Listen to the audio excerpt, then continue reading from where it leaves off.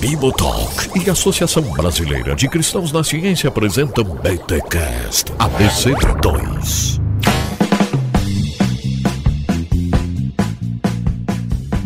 Muito bem. Começa mais um BTcast ABC2, o de número 49. Olha que sensacional, o de número 49. Você vai acompanhar agora uma das rodas de conversas que nós tivemos na conferência da ABC2 ano passado, que foi sensacional. Conferência essa que acontece de 2 em 2 anos. Na próxima, você precisa ir, tá? Porque é sensacional. Você que usa o seu cérebro, precisa ir na conferência da ABC2, sério, é sensacional, galera, é demais, é um bando de nerd crente que gosta de estudar ciências, as humanas e exatas, é incrível, é simplesmente incrível. E você vai acompanhar uma roda de conversa que eu tive lá com o Igor Miguel, Guilherme, Marcelo, enfim, uma turma muito legal ali, conversando, reagindo às palestras, mas vem cá, você não precisa ter assistido às palestras pra entender a conversa que a gente vai ter lá, até porque quando eu vou fazer a pergunta, eu meio que dou uma contextualizada e tal, então você vai amar esse episódio, tem temas sensacionais. Só quero dizer isso pra você, mais um daqueles BTcasts da ABC2 que a nossa cabeça dá uma fervida, a gente dá uma risada, a gente pensa, a gente reflete. Simbora então ouvir esse episódio gravado ao vivo lá na conferência da ABC2. Mas antes, ouça aí os recados laboratoriais. Aliás, se você é inteligente e tá precisando fazer uma grana, ouve aí os recados laboratoriais.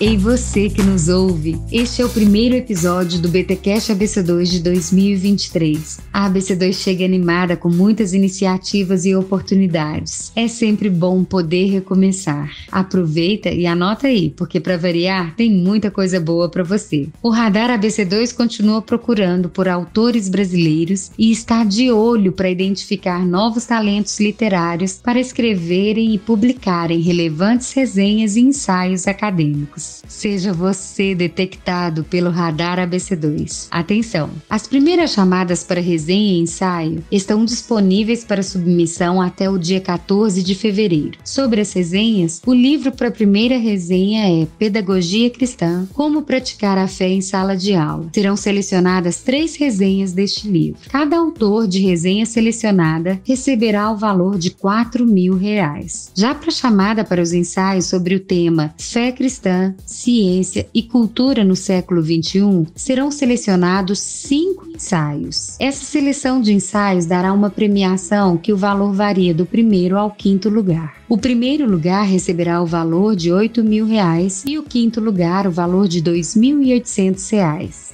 Gente, é a Academia ABC2 investindo em você. As resenhas e os ensaios serão publicados no periódico digital da Academia ABC2. Todos os detalhes sobre os valores e a participação para essas chamadas você encontra no edital que está lá na bio do Instagram da Academia ABC2. Conheça, baixe os editais e participe. A submissão para a participação desta primeira chamada é até o dia 14 de fevereiro. Não perca essa incrível oportunidade. O Radar ABC2 está procurando por você. E você já pediu as informações sobre o material Ciência e Sapiência feito pela Academia ABC2 para o ensino médio? Ainda não? Então pede logo. Ciência e Sapiência. Este material é o que a sua escola precisa neste momento. E além do material Ciência e Sapiência para ensino médio do Radar ABC2, fique ligado para os cursos da Academia ABC2 2023, revista digital e seminários que anunciaremos em breve em nossas mídias. Por falar em mídias, não deixe de nos seguir nos perfis Cristãos na Ciência e Academia ABC2. Siga, comente e indique os novos conteúdos preparados para você que quer ampliar seus conhecimentos, refletir e investir em ser e transformar este mundo através do seu chamado. A gente está esperando o seu contato. Acesse nossas mídias, escreve pra gente e faça parte dos Cristãos na Ciência. Esperamos caminhar mais próximos de vocês neste ano de 2023, servindo e conversando sobre as grandes questões da vida que sempre nos rodeiam. Para vocês, um abençoado e surpreendente 2023.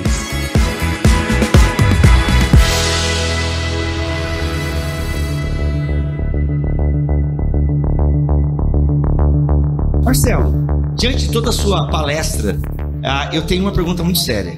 Muito séria. A teoria da conspiração é o curioso sem froneses? Tem sentido, cara. Pega aí a minha pergunta. Tu entendeu a minha pergunta? Entendi. Ainda bem, porque depois da tua palestra eu tinha que entender a minha pergunta, né? A teoria da conspiração, curioso, mas a teoria da conspiração, falta froneses ali? Cara, com certeza falta muita coisa, muita coisa. Froneses, desculpa. Froneses. Olha o acento, Biba. Falta com certeza, mas... Froneses é mais legal, hein? Cara, é brasileiro. Froneses, mano. As teorias da conspiração, elas envolvem mais do que isso. Ó. Eu não tô dizendo isso meramente pra inventar uma resposta, mas porque é importante mesmo, né? Então, obviamente, isso é senso comum, né? De que nos últimos anos as teorias da conspiração viraram um problema social, cultural e político sério. Existem teorias da conspiração há séculos, há milênios, mas, assim, também, voltando no óbvio, toda a dinâmica das redes sociais, as configurações sociais contemporâneas, né, acentuaram o alcance, a irradiação e a velocidade com que essas teorias circulam e o poder de aglutinar comunidades em torno das teorias da conspiração. Um ponto pra não me alongar muito nisso, eu acho que é importante. Tem dois fatores aí, vamos além. Então, E os amigos da mesa podem fazer colaborações, o Igor com a teoria de Sião lá, que é sensacional. Teoria não, né? Protocolo de sábios de Sião. Tem dois elementos que eu acho importante pra a gente ir além, né? Então, ok, a gente poderia dizer que quem acaba adotando, acreditando, circulando teorias da conspiração, isso tem um elemento de uma falta de frônesis, uma falta de sabedoria em discernir aquilo e perceber os estranhamentos, mas tem dois elementos, tá? Um elemento psicológico. Em inglês, o pessoal fala em epistemologia de que se procura um fechamento, um closer. Quando a gente começa uma investigação, você quer chegar a um fim, a uma resposta àquela investigação. As teorias da conspiração, elas têm um lado psicológico porque elas oferecem uma resposta normalmente que é conspiratória, mas é uma resposta a uma coisa que escapa ao nosso senso de possibilidades. Pense aí as diversas teorias da conspiração que surgiram quando dos ataques das Torres Gêmeas, 11 de setembro do ano de 2001, lá em Nova York, né? Então, cara, Estados Unidos é a maior potência do mundo, a maior potência militar. Como que consegue o pessoal, bem no centro do coração financeiro do mundo, jogar 2 aviões? Aqueles mesmo que jogaram, né? Isso é fato. Então, teoria da conspiração, né? Eu sei. É isso. Agora, tem um outro fator importante. Tem um filósofo que era de Oxford, foi para uma outra universidade que eu não me lembro agora, que é o Qasim Qassam, alguma coisa assim. E ele estuda não as virtudes intelectuais, ele estuda os vícios intelectuais. É um cara importante. E ele lançou um livretinho investigando várias das teorias da conspiração moderna. E ela diz o seguinte: se tem uma coisa que é comum a elas são parte de uma propaganda política. Quase todas. Elas têm um papel de propaganda política. Elas são usadas para fins políticos. Não significa que todo mundo que adota uma teoria da conspiração está adotando com uma consciência explicitamente política. Mas significa sim que as teorias da conspiração elas estão servindo para algum tipo de propaganda ideológica política. Mas, Liz, tem um conforto psicológico na teoria da conspiração? Assim, tipo, eu sei a resposta da parada, é isso que vai acontecer ou é só demência mesmo? O que eu acho interessante, não sei especificamente sobre a teoria da conspiração, mas queria me autorizar aqui a falar a respeito dessas armadilhas ideológicas que tem colocado hoje em sociedade e que a teoria da conspiração seria só um indicador de onde ela aparece, né? Mas de uma sociedade em que a gente vive com uma lógica de desempenho, uma ilusão de controle, uma sociedade descrita por vários autores, né, como a sociedade do Homo Deus, que levamos sobre os nossos próprios ombros o peso de ser a nossa própria referência, da ética da autenticidade, né? E olhar para isso e perceber como isso é uma armadilha colocada para todos nós. Da aceleração, Harmut Rosa, que inclusive o Daniel me deu de presente um livro no meu aniversário em setembro, e era o Harmut Rosa falando de aceleração, que me encantou muito ver como ele consegue descrever essa sociedade que nos coloca numa armadilha que você queira queira ou não, você está empurrado a acelerar e a negociar os seus valores. E aí na psicologia a gente vai entender como essa aceleração, ela tem um custo muito alto na dimensão subjetiva e afetiva. Quando eu acelero, eu entro num embotamento afetivo, eu me desconecto de mim e do outro. E portanto, entro então nessa armadilha do individualismo, da autorreferência, da autenticidade, né, como uma autenticidade tóxica, do sentimentalismo tóxico, e que isso nos coloca na solidão, que essa armadilha, né, ideológica nos tira essa condição de sabedoria da vida comunitária. Então, e que portanto, essas teorias de conspiração vão estar como uma polarização disso, como uma sinalização dessa armadilha, né? Muito bom. Posso falar do protocolo? Claro, o Igor tem uma quentíssima aqui, galera, mas eu digo o seguinte, não procurem no Google o que ele vai falar agora, porque um satélite, né, vai já começar a caçar vocês, que isso aí é quente, é proibido, hein? Não, não sei se muita gente Não, conhece. e o nazismo tá em alta agora, até é bom a galera tomar cuidado. Galera de Santa Catarina aí. Pessoal, assim, existe um documento, um livro, não sei quem sabe, muita gente às vezes não sabe, né? Alguns sabem. Mas existe um livro de teoria da conspiração. Esse livro foi produzido aí início do século XIX, não, início do século XX. Ele foi produzido, ninguém sabe por quem. Esse que é o bizarro. Aí que começa a ficar legal, né? Mas existe realmente, assim, alguns estudos bem rigorosos que apontam que devia ter sido produzido na Rússia, uma coisa assim, que é o livro Protocolo do Sábio Gessião. Gente, pode botar no Google, vocês vão ver, é um livro proibido pela Anistia Internacional de ser publicado. No Brasil é proibido. Se você encontrar, é publicação clandestina, circula muito em grupos neonazistas, né? Porque é uma obra que ela incendiou vários países na Europa na virada do século XX para o século XXI, né? Com sentimento antissemita. E é um documento em que ele vazou, teoricamente, né? Essa que é a ideia da teoria mesmo, teoricamente ele vazou de uma reunião conspiracionista de judeus. Sensacional, né? E aí ela alimenta, e é como se fosse uma ata dessa reunião, dizendo assim, nós vamos conquistar a sociedade ocidental, introduzindo literatura bolchevique, literatura revolucionária, e etc. Vem toda e você lê, você fala assim, nossa, olha só, cara, eu tenho em mãos um documento que vazou de uma reunião de judeus poderosos e tal. Aqui no Brasil ela foi publicada durante o regime militar, e ela foi publicada nos Estados Unidos, patrocinada pelo Ford. Né? Inclusive a versão brasileira é uma tradução da versão inglesa que o Ford fez nos Estados Unidos. Cara, que loucura. E no Brasil é proibida, a Anistia Internacional proibiu, né, em vários lugares do mundo, e o Brasil adotou a política de não publicar. Se achar em banca, é denúncia, veja, é igual achar suástica. Você denuncia, eles recolhem os livros. Inclusive, o lugar onde os protocolos mais circulam hoje no mundo é em países muçulmanos. Né? E o Kanye West tá fazendo uma música em cima. Ninguém faz questão de censurar por questões óbvias, né, por causa do sentimento anti-judaico e anti-israelita que existe. E o Kanye West vai fazer uma música com base. Eu fico curioso, mano.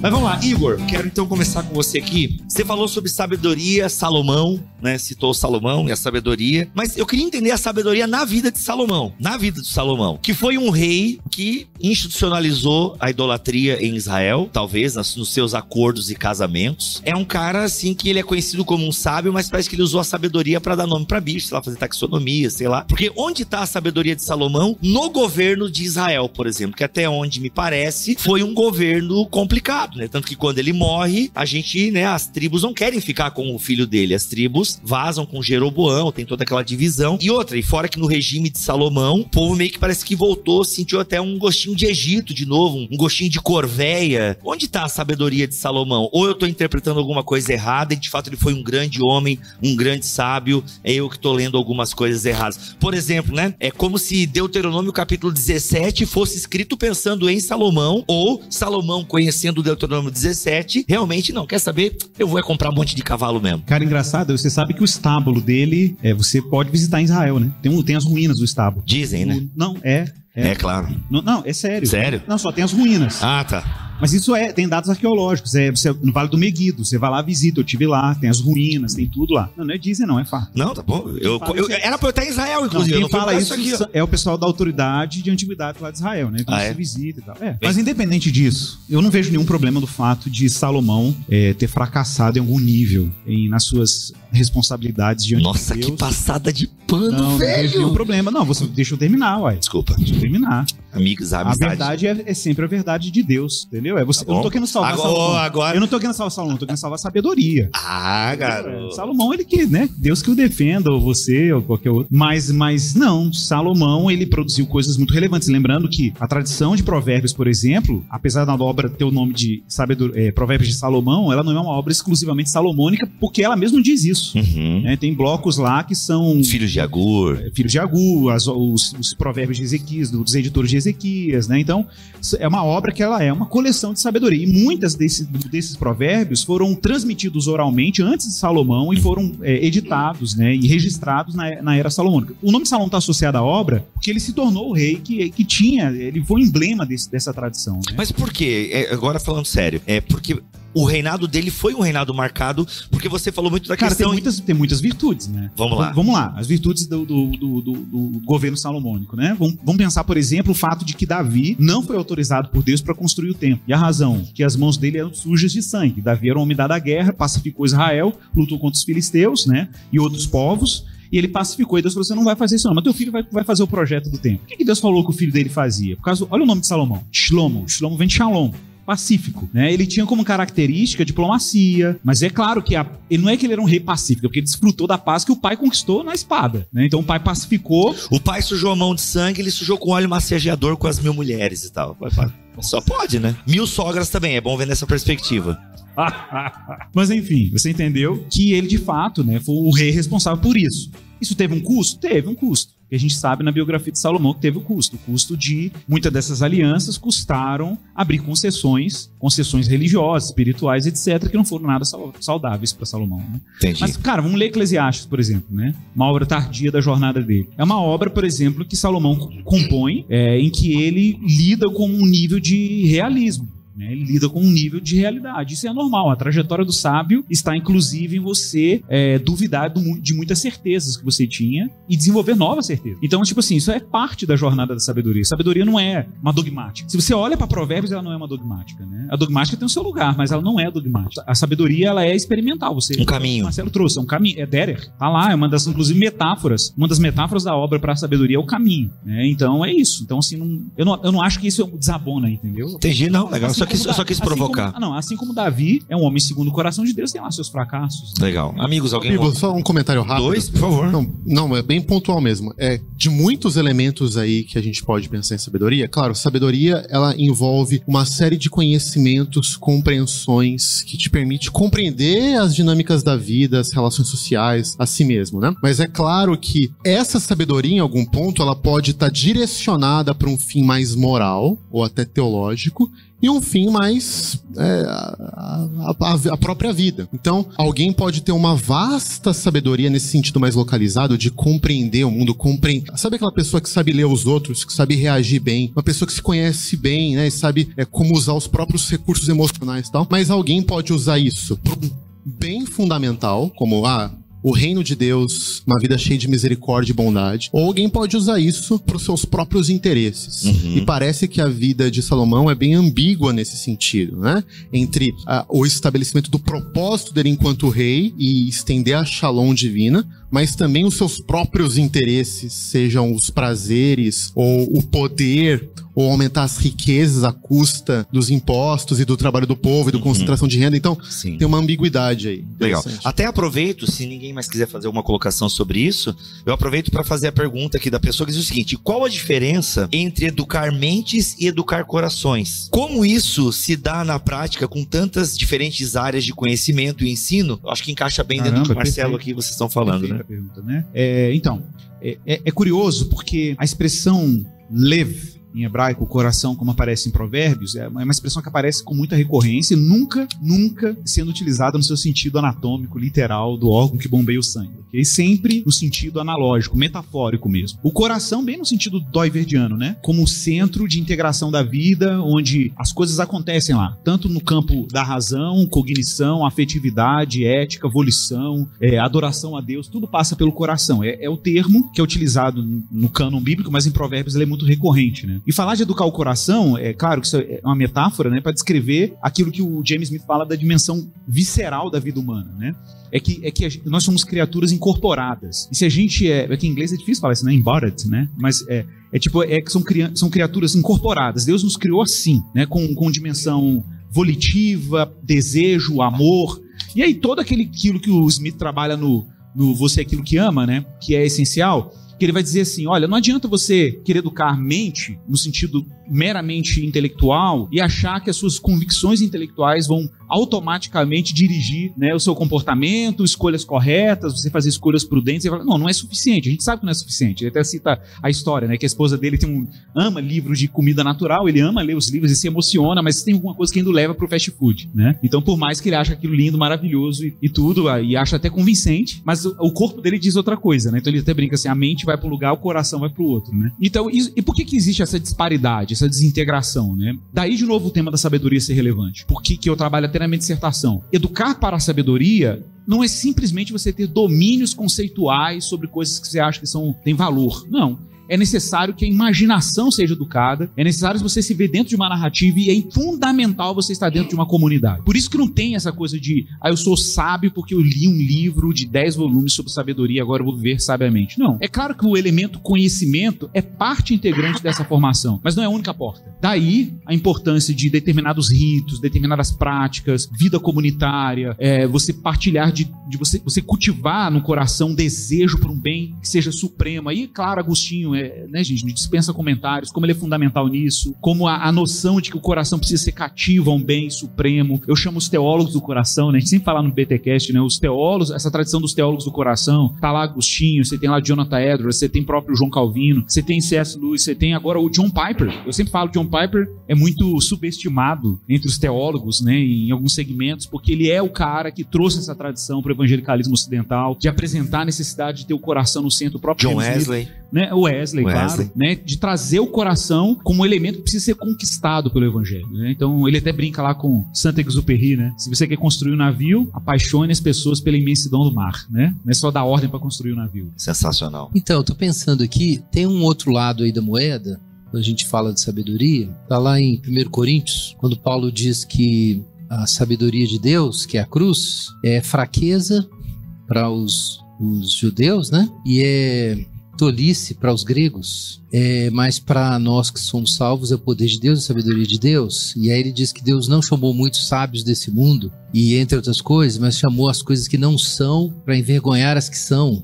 Então tem uma coisa aí muito misteriosa, porque isso tem a ver com o caso de Salomão também. É que, claro, a sabedoria tem a ver com essa arquitetura do mundo, com entender como a vida funciona, julgar bem de modo prático, com base em experiência, combinando tradição e aprendendo coisas novas e lidar com, né, bem com a realidade. Mas aí Paulo diz que a sabedoria de Deus, ela é algo tão surpreendente que até mesmo a sabedoria desse mundo não chega lá, não chega. O negócio da cruz, né? Então parece que tem alguma coisa aí na sabedoria, no sentido cristão, né, da coisa, que ela coloca num estado de humilhação permanente e contínua, se a gente fosse dizer assim, o sábio, né, cristão. Mas parece que é a cruz que faz isso, é isso que me intriga. Não é um princípio abstrato, ele fala que é a cruz. A cruz especificamente parece que ela é um julgamento de toda a segurança que você pode ter com toda a sabedoria que você pode amealhar, seja por meio da experiência, por meio da filosofia, por meio, sei lá, da ciência da sabedoria, na psicologia, psicologia positiva, exatamente, e essa outra abordagem, né, que tá ligada olhada lá, aquele instituto, Max Planck, Lifespan Psychology, né? Eu não sei nem como traduzir isso, mas é psicologia que estuda a vida inteira, né? E é claro, tem muita coisa para aprender com tudo isso, mas aí de repente o Paulo vem e diz que o tolo segundo o mundo, que foi alcançado pelo evangelho, ele foi imerso em uma sabedoria que ainda transcende e julga todas as outras. Porque ele não diz que o pessoal que foi salvo pela sabedoria de Deus era sábio, não. Ele não está falando que a sabedoria do mundo é necessariamente algo que não vale nada. O que ele está falando é que Deus chamou os tolos. E aí a sabedoria de Deus alcança os tolos. Eu não respondi nada, você perguntou, mas... Tava esperando, mas tá legal. É que isso me intriga. Isso é um ponto... Tenham atenção aí, porque em Provérbios é claro que a sabedoria tem uma dimensão cósmica e uma dimensão existencial. Mas aí parece que o evangelho, para você ser sábio segundo o evangelho, você não pode ser cheio de sabedoria. Deixa eu citar um outro texto. Todos temos conhecimento sobre assuntos variados. Tem um assunto lá que é a carne sacrificada a Deus. A ciência incha, mas o amor edifica. É o que Paulo diz. Se alguém acha que sabe, ainda não sabe como convém saber. Mas se alguém ama a Deus, esse é conhecido dele. Então isso me diz que a raiz da sabedoria é relacional, ela não é nem cognitiva. Muito bom. Eu queria complementar, não, mas dialogar aí. Como ousas. Como ouso. Mas, de fato, né, me parece que essa dimensão relacional, ela é uma marca da sabedoria, a partir também de tudo que a gente já ouviu hoje, na prática, no cotidiano, na sua dimensão de movimentar, né, e de ter essa correspondência para um posicionamento diante da existência. E essa relação começa com Deus mesmo, né?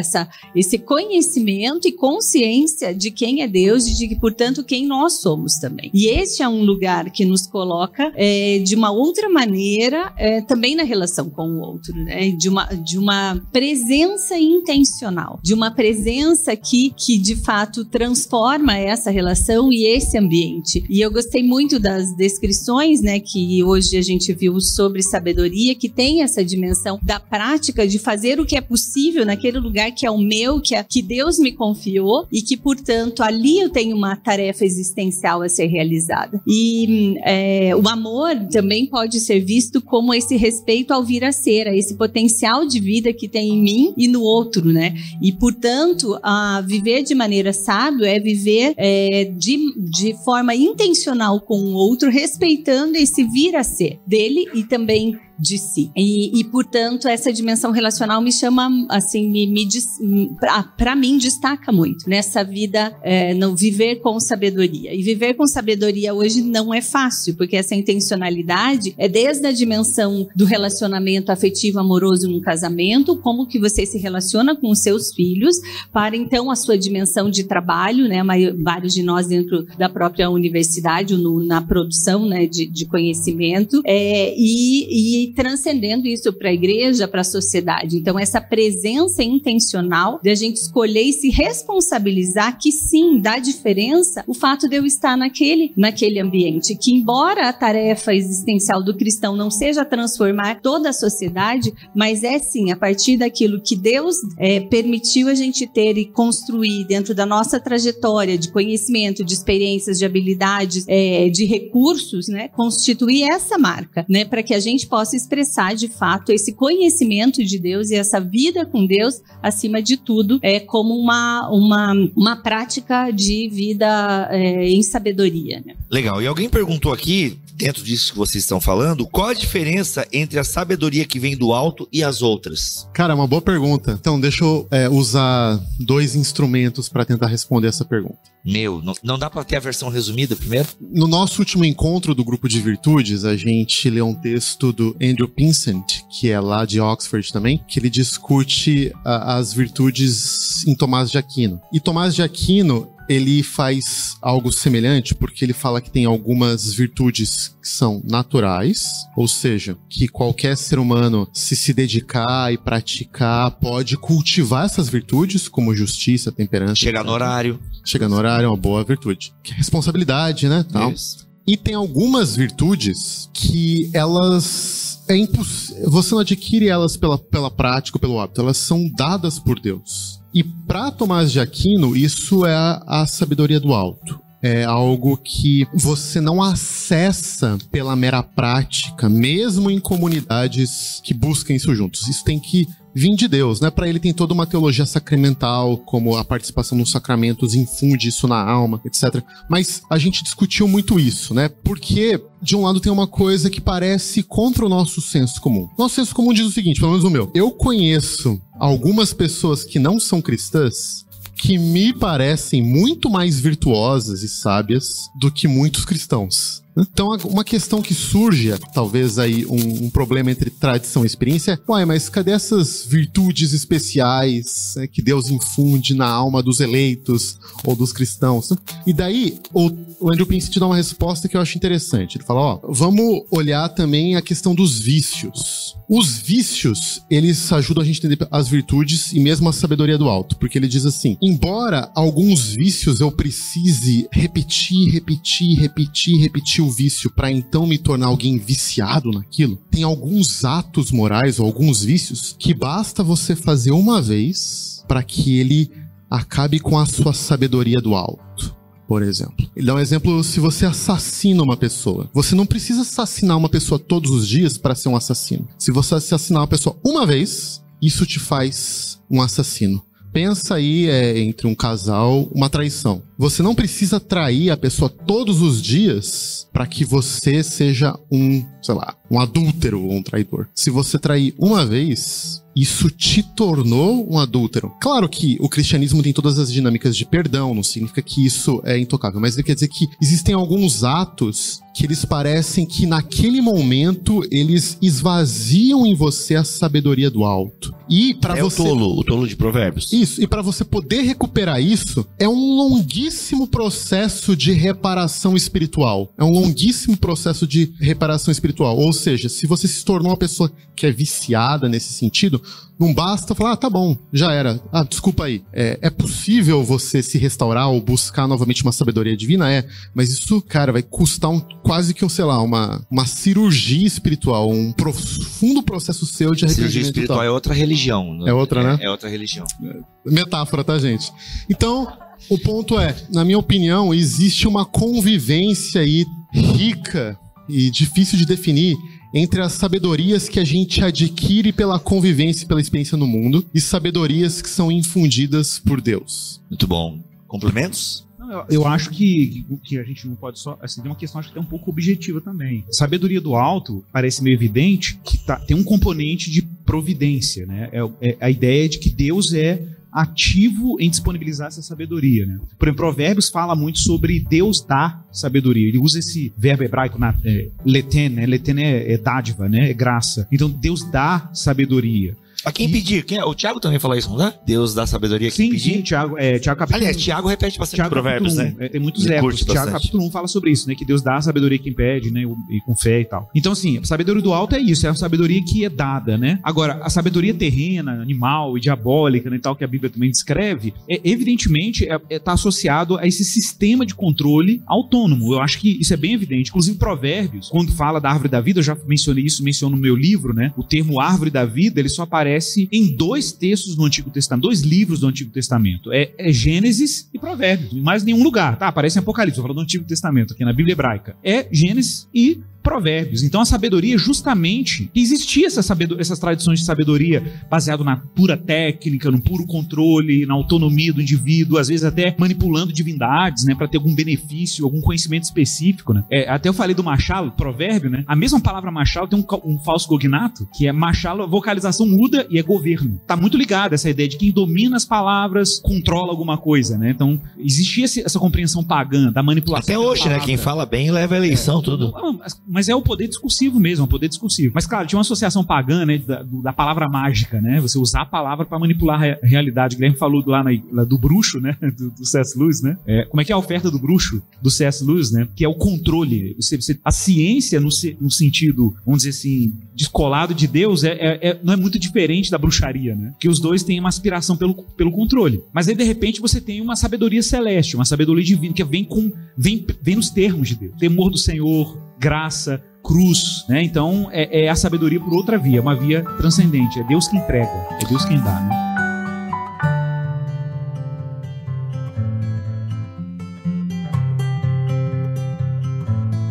Até você falou do temor do Senhor, tem uma pergunta nesse sentido aqui, ó. Como aplicar a verdade basilar na vida acadêmica de que o princípio da sabedoria está no temor ao Senhor? E o temor do Senhor está em aborrecer o mal? Porque um dos provérbios é o temor do Senhor está em aborrecer o mal, né? Isso. Então, eu acho que é isso aí traz um elemento para as conversas em ciência, por exemplo, ou qualquer atividade intelectual, né? É que aí eu acho que tem a ver com o que o Guilherme levanta muito, essa questão do bem. A gente não pode esquecer esse elemento do bem. Eu gosto sempre de frisar esse exemplo de como que a gente às vezes faz uso da ciência e a gente tem muito aquela ambição, né? Aquele senso às vezes assim, cara, eu preciso ter um avanço científico, uma descoberta científica, e a gente esquece do elemento ético implicado nisso. E de que o conhecimento ele tem que ser responsável. O conhecimento não com grandes poderes vem grandes responsabilidades. Né? Tio Ben. Tio Ben. Ou tia May, né? Uncle Ben. Então, eu quero comentar aqui o caso do Jó, né? De quem? O Jó. Ah, o Jó. Grande Jó. E isso tem a ver com a questão do temor do Senhor. Parece que o processo ali é o processo do Jó abraçar a sua criaturidade, sabe? E isso é um processo legal, porque à medida que ele vai encontrando esse lugar, então ele está encontrando Deus. E o temor do Senhor, eu acho que ele é o princípio da sabedoria, porque reconhecendo que Deus é Deus e quem eu sou diante de Deus, as minhas relações com a realidade se acomodam, elas se acertam. Porque aí eu encontro o meu lugar, é a linguagem de Romanos, né? Que cada um pense de si o que convém. Então é um processo assim de você se achar na vida, na existência, porque você achou Deus e falou assim, então eu sou isso aqui, o Kierkegaard também tem um trem assim. E aí isso vai ter múltiplos efeitos. O jeito que você lida a informação de fora, como que você vê o outro com opinião diferente, o jeito que você vê o trabalho que a gente faz junto, né? Casamento, marido, esposa, mas isso vai pro laboratório, isso vai para qualquer lugar. Então, eu acho que talvez esse é o ponto aqui da sabedoria que é terrena, ela envolver o quê? Inveja, ambição egoísta, confusão, conflito, guerra. E aí, quando ele vai falar de sabedoria é pacífica, tratável, paz, entendeu? Imparcialidade. O que é isso? É porque houve uma calma, né? Parece que a alma acalma, inclusive... Você para de devorar o mundo, né? Você acalma, aí você fala assim, ok, acalmei. E agora?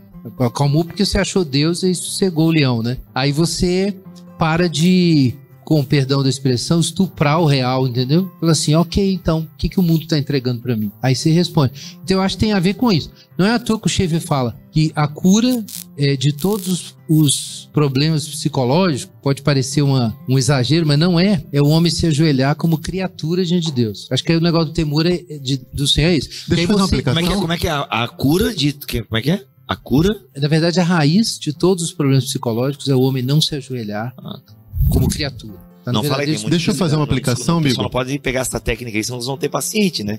Isso aí tem que ser lido com o livro na cabeça, né? Cuidado para não pegar o aforismo aí, igual o da palmada lá. Não é isso? Não, uma aplicação, né? É muito interessante texto de Tiago, fala sabedoria terrena e a sabedoria do alto, é meramente uma lista de vícios e uma lista de virtudes, né? E talvez Tiago, embebido lá no mundo greco-romano, tinha visto vários dos sábios, mas quando eles se reuniam, eram cheios de pessoas com vícios. Então, aplicando isso para a vida acadêmica, foi a pergunta da pessoa, uma aplicação simples aqui, mas para mim é muito relevante. Existem muitas comunidades intelectuais, pensa em um grupo de pesquisa ou um professor dando uma disciplina na universidade, em que o professor é muito inteligente, tem uma alta capacidade cognitiva, expõe bem os argumentos, tem bons artigos publicados, mas é uma pessoa chata ou difícil de se conviver, ou até pior que isso, né? Então veja, não é que o vício intelectual ou os vícios do caráter, eles impedem a pessoa de ser inteligente. Não, a pessoa pode ser inteligente, ter lá a sua capacidade cognitiva, mas imagina o contrário. Imagina um professor ou um acadêmico ou um líder num grupo de pesquisa em que, além de ser inteligente, cultiva a sabedoria do alto nesse sentido das diversas virtudes. Imagina, todo mundo aqui tem experiência. Como faz diferença você estar numa aula em que o professor dá um espaço para que perguntas sejam feitas sem que você se sinta burro quando você faz uma pergunta. Tem professor que quando você levanta a mão e faz a pergunta, ele te olha como se fosse um idiota. O que acontece? Acontece que a transmissão de conhecimento é interrompida, porque os alunos não fazem perguntas. Se eles não fazem perguntas, um dos processos mais fundamentais para aprendizado é fazer pergunta. Não só pela resposta, mas pela própria capacidade de elaborar uma pergunta, já aprendeu bastante. Imagina um professor que abusa, nem tô falando sexualmente, mas moralmente as pessoas, como isso gera um clima de medo, de insegurança, de desconforto, como gera um peso psicológico, medo, depressão nos alunos e os efeitos negativos que isso tem para aquela vida. Ele pode ser muito inteligente? Pode ser que aquele grupo publique um resultado de um experimento bom? Pode, mas se isso não ocorresse, além disso, o grupo poderia frutificar muito mais. Então, eu diria que às vezes os cristãos ficam muito obcecados em alguns círculos cara, como que eu uso o princípio da cosmovisão bíblica na matemática, né? Como se eu tivesse que achar uma fórmula matemática que eu coloco lá a criação, que é de redenção. E muitas vezes o ponto não é esse, né? Não é usar uma doutrina importante teológica como uma coluna numa teoria científica, não é isso. Mas é que esse cultivo de uma vida sábia e o cultivo das virtudes do alto, como o Tiago diz, eles equipam a pessoa, inclusive na vida acadêmica, a partir do temor do Senhor, para um tipo de atitude na sua vida que vai fazer as suas comunidades florescerem. Intelectualmente, moralmente, emocionalmente, comunidades que é gostoso de viver, que eu vivo sem medo, que eu pergunto, que eu interajo, que eu tenho alegria em participar, que eu quero contribuir mesmo sabendo que eu sei pouco, eu quero falar minha opinião e quero ouvir os outros, e isso se transforma em uma comunidade virtuosa. Eu gostaria de falar, se possível, já que toca a questão, né, da universidade e da vida acadêmica, eu lembrei, né, do Lutero falando que a melhor maneira do sapateiro ser um excelente cristão é fazendo o melhor sapato. Vendendo por um preço justo. E vender por um preço justo, né? E que muitas vezes a gente fica tentando levar a bandeira do evangelho e esquece de ser primeiro filho de Deus na relação com ele naquele lugar e entender o que nós estamos fazendo ali, né? Se Deus te chamou para aquela carreira, para aquela profissão, te deu essa oportunidade, qual é a tarefa existencial que ele está te entregando ali? E qual é a marca que através da tua vida ele quer colocar nessa sociedade? E a gente precisa se encorajar nisso, nesse respeito ao potencial do vir a ser, do que Deus colocou na nossa mão e que ele coloca, né, essa condição de seguirmos nisso, porque essa é uma maneira, sim, de mostrar o temor do Senhor. Não necessariamente colocando versículos no meio de uma dissertação, mas falando desses princípios de se reconhecer como ser humano, portanto, se reconhecer limitado, reconhecer os limites da nossa vida, da finitude, o que é uma questão muito negada hoje na nossa realidade, reconhecer também a fabilidade humana e a necessidade que a gente tem um do outro, a dependência do outro. E aí nos coloca numa outra relação com as pessoas também na universidade, aonde eu vou primeiro com gratidão a esse lugar e não para destruir, né? Quantas vezes a gente tá lá para criticar a universidade, reclamar, dizer que nada funciona, que tudo é contrário ao que eu penso e não entende aquele lugar como um lugar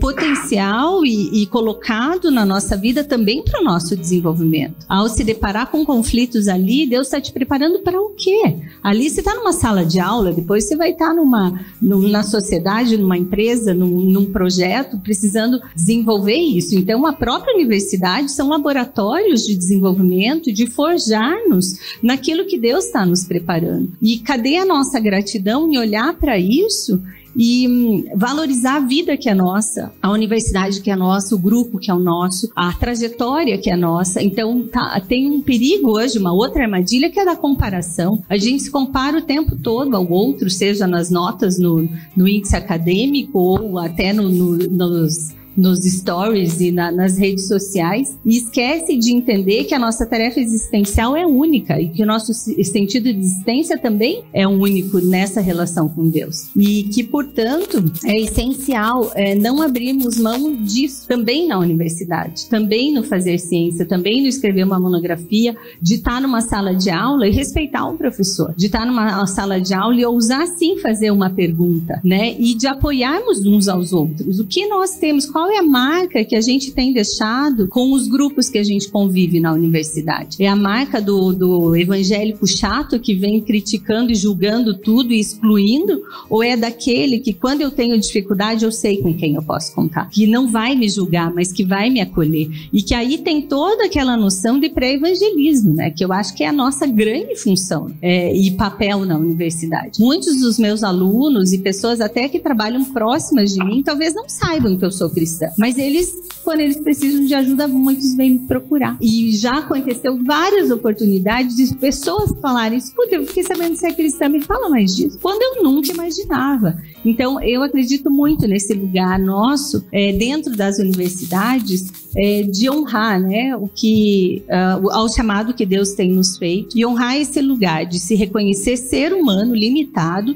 falível, dependente dele e a serviço do outro. Essa é a presença intencional. Sempre a serviço. Como essa universidade pode ser melhor? Pelo fato de eu estar, né? Então, como eu quero ser respeitado, quero ser respeitado aqui, ter oportunidade, ser ouvido, mas o quanto eu estou disposto a chegar aqui e falar para um professor: que aula ótima que você me deu. Quanto eu estou disposto a ajudar o meu colega que está com dificuldade. Quanto eu estou disposto a respeitar aquele que pensa contrário do que eu. Então, eu acho que há uma convocação, né, que Deus nos faz de deixarmos essa marca no lugar onde Ele tem nos colocado. Muito bom.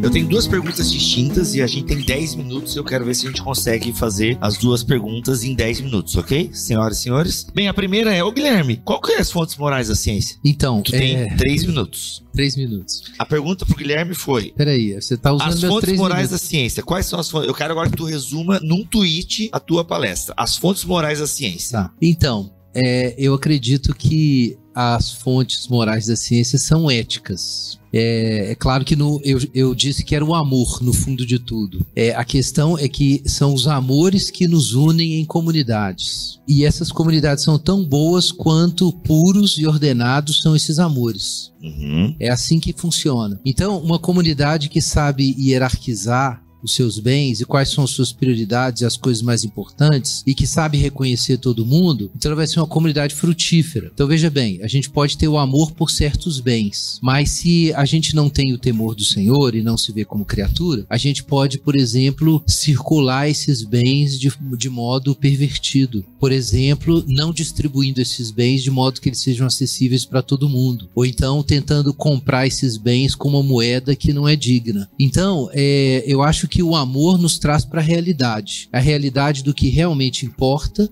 e do que o outro é. Então o amor vai nos levar para um encontro com o outro, com a realidade. Então eu acho que esse é o ponto que o Polanyi, no fundo, ele está colocando, é que não dá para você ter a vida científica sem você compartilhar certos bens espirituais. E amar o conhecimento e desejar que a realidade seja compreendida e acreditar no valor, né, dessas coisas, isso é um ponto de partida, mas às vezes ele é esquecido. Então esse é o ponto. Isso tem a ver com capital moral também que você estava falando? Tem a ver com capital moral. Se tem a ver, aí eu já emendo uma pergunta aqui. Parece que isso está diminuindo na nossa sociedade, né? A pessoa pergunta aqui, parece que essa questão do capital moral e essa questão moral, a fonte moral da ciência, parece que isso está se perdendo, se diminuindo. Ele faz duas perguntas, mas como reverter esse cenário, né? Acho que uma das perguntas que cabe aqui é como é que a gente reverte, porque parece que isso está diminuindo. Então, tem um sociólogo americano bem importante, o Robert Nisbet. Ele escreveu uns livros bem relevantes sobre a questão da autoridade e da comunidade no mundo moderno. Ele tem uma observação muito interessante. É que, às vezes,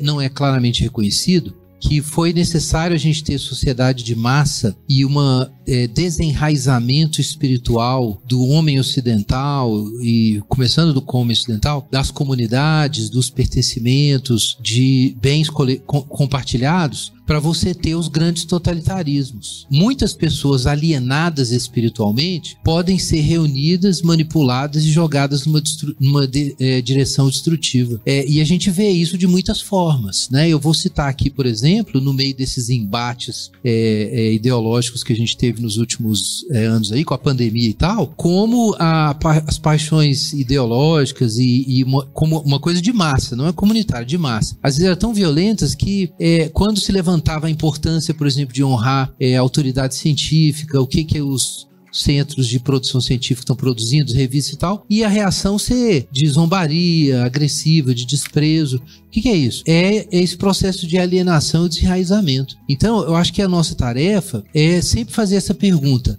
onde estão os bens humanos e quem está cuidando deles? E como eles podem ser cuidados melhor? Então, diálogo de fé e ciência não pode ser feito como em muitas igrejas ainda é feito, atacando o campo científico para proteger a fé do pessoal.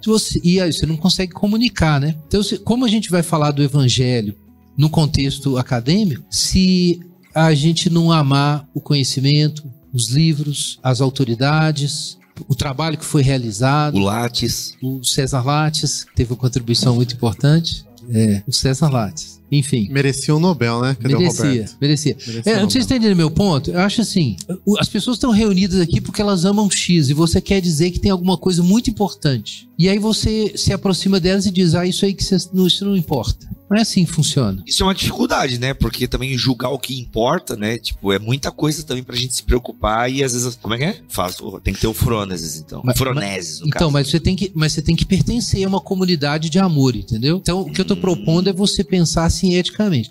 Por que a gente tem que fazer pontes, nesse caso? Porque a nossa vida comunitária na igreja importa. Eu tô falando da igreja local, nas igrejas locais. Tem coisas fantásticas que são cultivadas e crescem ali, que a gente vive, que você não vai encontrar em outro lugar. Não vai. Não existe. Mas aí... A igreja como incubadora de virtudes. Sim. Aprendi com o Marcelo essa. Pois é, mas aí vem lá a academia, a universidade. O crente, ele começa a apanhar lá, porque muita gente é ateísta, por causa dos valores morais dominantes e tal.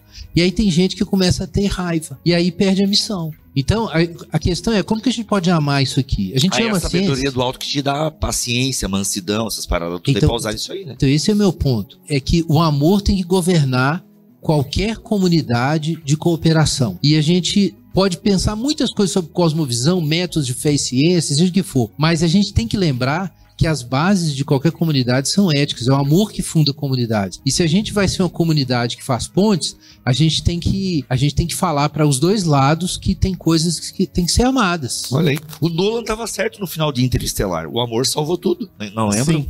Né? Sim. Filmão. É o amor que salva o rolê lá, mano. Aí, ó, o amor. Muito bom. Cara, Provérbios 8 e a leitura cristológica. Como é que a gente foge do Ário? Pois pra quem não sabe, né?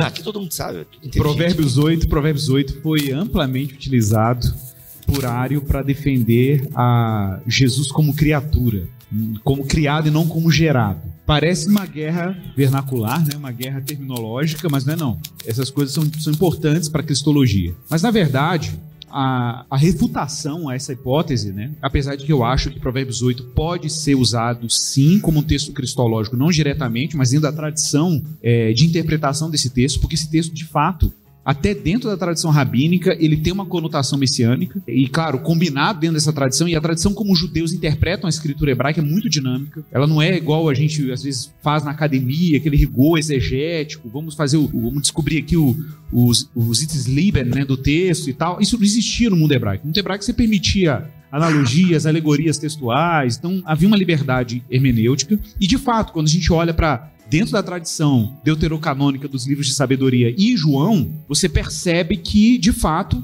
o paralelismo é impressionante. Você olha para João 1, o prólogo de João, os termos que são utilizados, né? O verbo estava com ele no princípio. Provérbios 8 fala, sabedoria estava com ele como seu arquiteto no princípio. Aí João fala, ele veio e habitou no meio de nós. Aí Provérbios 8 fala que ele encontrou sua alegria entre os filhos dos homens. Então existe um eco da tradição da sabedoria no prólogo de João. Evidentemente existe ecos de Provérbios 8, né? Só que é claro, a teologia tardia vai tomar esse cuidado de dizer que o verbo, né, a noção de ser... Quando você diz que ele foi criado, você cria um problema cristológico. Porque quando você fala que ele é criado, ele está no horizonte da criação. Se ele está no horizonte da criação, ele não pode ser co-criador. E aí você cria um efeito cascata das implicações cristológicas disso. E aí vem a teologia patrística e fala, não, peraí, tá lá em Hebreus, citando o Salmo 2, tu és o meu filho, hoje te gerei. E aí recupera a tradição de Jesus como sendo co-criador com Deus. Se ele é co-criador, ele não é criatura. É claro que Jesus na encarnação assume a criaturidade, mas é um outro negócio. O Logos não. O Logos ele é co-criador, né, e por isso eternamente gerado do Pai. Então existe essa distinção cristológica que ela é fundamental. Senão você cai realmente na heresia ariana de colocar Jesus como a suprema das criaturas, mas de fato criatura e não co-criador com Deus, né? Então essa distinção do gerado e criado é fundamental. Mas ele é o primogênito da criação. Sim, mas aí, Paulo aos Colossenses. Mas aí é outra questão. Porque o termo primogênito não é que ele é o primeiro gerado, né? Primogênito é um termo aí culturalmente localizado dentro da tradição rabínica e da tradição judaica. O primogênito como primeiro, que recebe a herança do pai. Por isso que fala que é o primogênito entre muitos irmãos, né? A ideia da primogenitura na linguagem judaica é muito específica, né? O monogênes, né? É diferente do primogênito, né? Do protogênes. Só quis te provocar. Então, assim, não, eu sei, mas é importante destacar claro, isso, sim, porque sim. Primogenitura diz respeito ao filho mais velho que recebe a herança e depois distribui a herança aos filhos. Então, quando ele fala que é primogênito, não sei que foi irmãos, o primeiro, no mesmo texto que você continua lendo, tá lá, porque ele é o herdeiro e nós somos co-herdeiros com Cristo, somos herdeiros juntos. Mas quem recebe a herança? Cristo recebe a herança e ele distribui essa herança aos outros filhos. Mas não tem nada a ver com a ordem da criação. Exatamente. Ou coisa dessa natureza, não. Estouramos o nosso tempo, mas alguém quer falar alguma coisa para encerrar? Então, senhoras e senhores, palmas para essa pessoal, show de bola.